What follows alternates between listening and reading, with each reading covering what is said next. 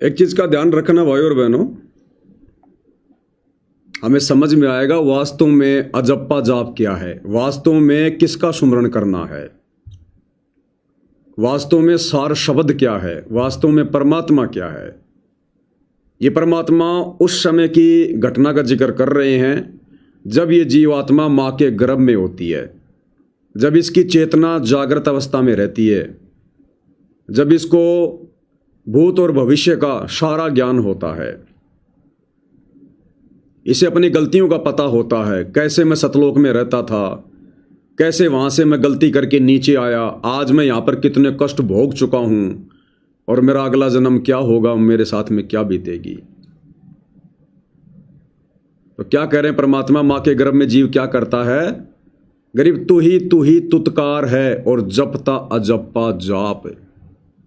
गरीब तू ही तुतकार है और जपता अजप्पा जाप।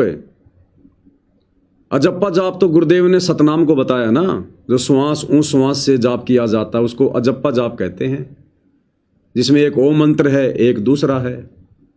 तो माँ के गर्भ में कैसे मिल जाता है ये? माँ के गर्भ में तो नहीं मिलता सतनाम, ये तो बाहर आने के बाद फिर गुरु देता है। तो माँ के जाप में कौन सा जाप जप रहा था वो? जपता अजप्पा जाप। वो वास्तव में वो अजप्पा जाप कौन सा है? कौन छुड़ाता है आकर के माँ के गर्भ से, सकुशल गर्भ से बाहर कौन निकालता है? माँ के गर्भ में आत्मा के साथ में एग्रीमेंट कौन करता है कि भैया तुझे मनुष्य जन्म मिल रहा है, मेरे साथ में एग्रीमेंट कर।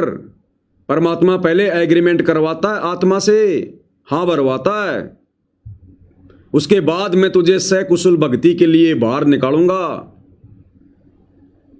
कि तू बाहर निकलने के बाद मुझे भूलेगा नहीं। सारे जितने भी ये कुकर्म है, बुराइयां हैं, किसी के निकट नहीं जाएगा। हमेशा इस बात को ध्यान रखेगा कि मुझे भक्ति करने के लिए मनुष्य जन्म मिला है।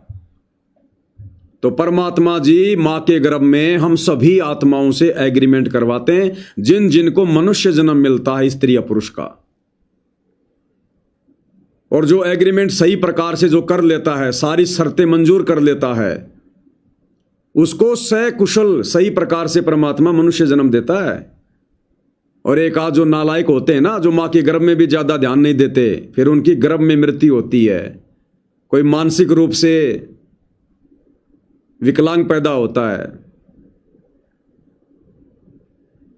तो आत्मा किसके साथ एग्रीमेंट करती है? परमात्मा के साथ। कौन परमात्मा? कबीर। कौन कबीर? सतगुरु रामपाल जी।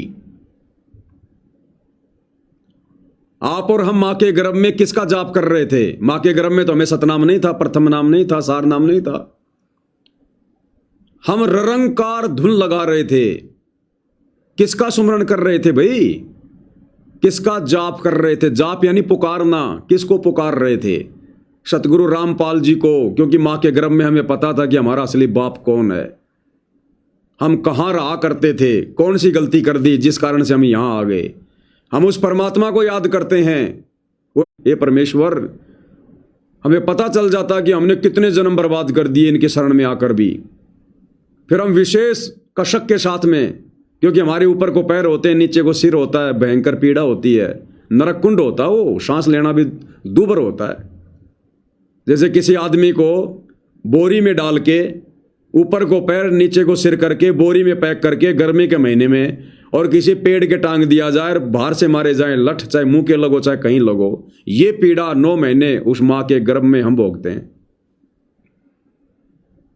फिर उस समय हमें सारी गलतियां याद आ जाती है, हमारे को सारी यहां भर लेते हैं, हाँ साहब ये गलती मैंने कर दी, आगे से नहीं करूंगा, मुझे बख्श दो बख्श दो। तो माँ के गर्भ में तो वैसे ही सब कुछ परमात्मा ज्ञान ध्यान आत्मा का खोल के रखता है। सतलोक से लेकर वर्तमान तक के सारे जीवन याद रहते हैं। फिर हम अपने गुरुदेव भगवान को याद करते हैं, अपने असली कबीर को, अपने गुरु जी को, सतगुरु रामपाल जी को। ये परमात्मा फिर वहां आता हमारी पुकार सुन के, फिर हमारे से एग्रीमेंट करता कि बोल, अगर बाहर निकल के भक्ति करे जब तो तेरे को निकालूं यहां से, नहीं तो ये सजा भोग। फिर हम सारी बातें मान लेते हैं। हे गुरुदेव भगवान दया करना, आप मुझे मिलना, हे मालिक मैं तो भूल जाऊंगा बाहर निकलते ही, हे परमात्मा आप ही याद दिलाओगे मुझे, आकर आप ही भक्ति करवाओगे, मैं फिर आप ही की भक्ति करूंगा। उस एग्रीमेंट के अनुसार आज गुरुदेव भगवान आप और हमें मिले हैं, क्योंकि मां के गर्भ से बाहर आते तीनों गुणों के प्रभाव से, रजगुण ब्रह्मा, सतगुण विष्णु, तमोगुण शंकर, ये त्रिगुणमणि ये माया, ये हमें भुला देती है सब कुछ, हम भूल चुके हैं। अब गुरुदेव ने आकर फिर रजा बख्शी, फिर दया बख्शी, और आज हमें ये तत्व ज्ञान देकर, सृष्टि रचना सुनाकर, ये सारी बातें सुनाकर, भाई थे ऊपर न पैर तले न सिर तेरा, रोए था के भजन करूंगा हर तेरा। भाई वो दिन कर ले याद गर्भ में था डेरा, ओटी थी के भजन करूंगा हर तेरा। ये सारी बातें आज गुरुजी हमें याद दिला रहे हैं कि मां के गर्भ में तूने मेरे साथ में क्या एग्रीमेंट किया था, आज क्या हो गया।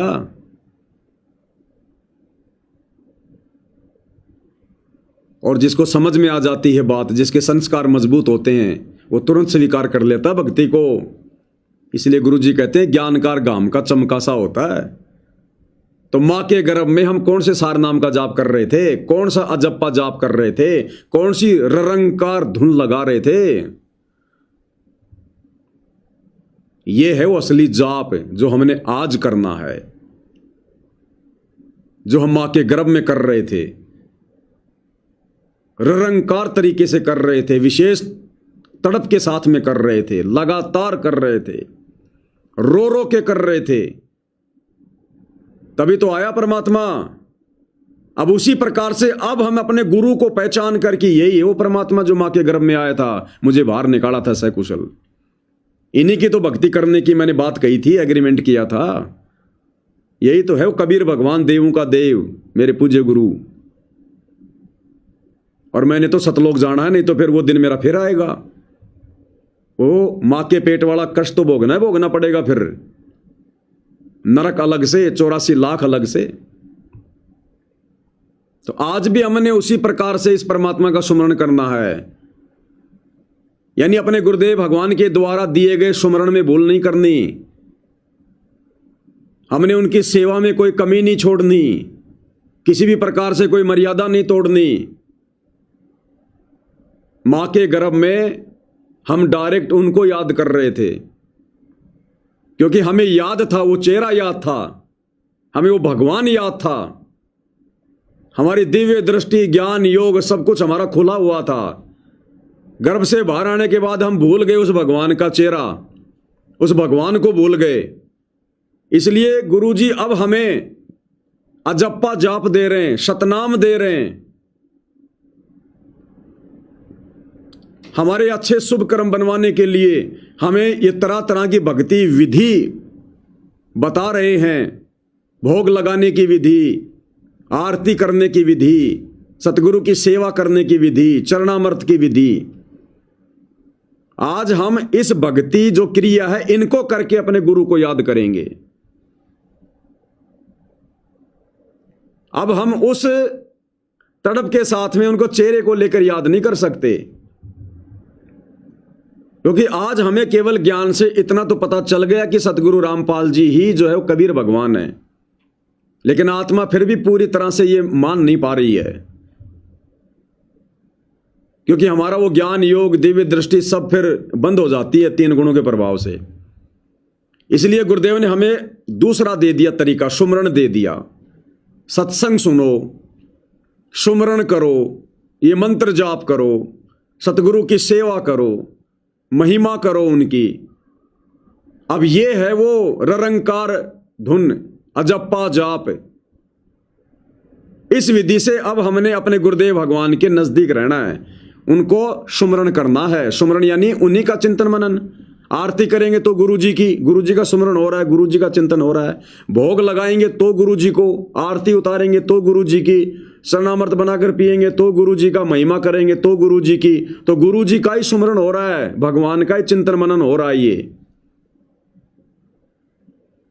मर्यादा तोड़ेंगे नहीं, अगर मर्यादा तोड़ दी तो फिर बात बिगड़ जाएगी, फिर वो जपा जाप किसी काम का नहीं। तो असल में वो सार शब्द, वो शब्द स्वरूपी राम हमारे गुरुदेव भगवान हैं। भाई और बहनों, हम नित्य नियम करते हैं रोज। अब नित्य नियम में जो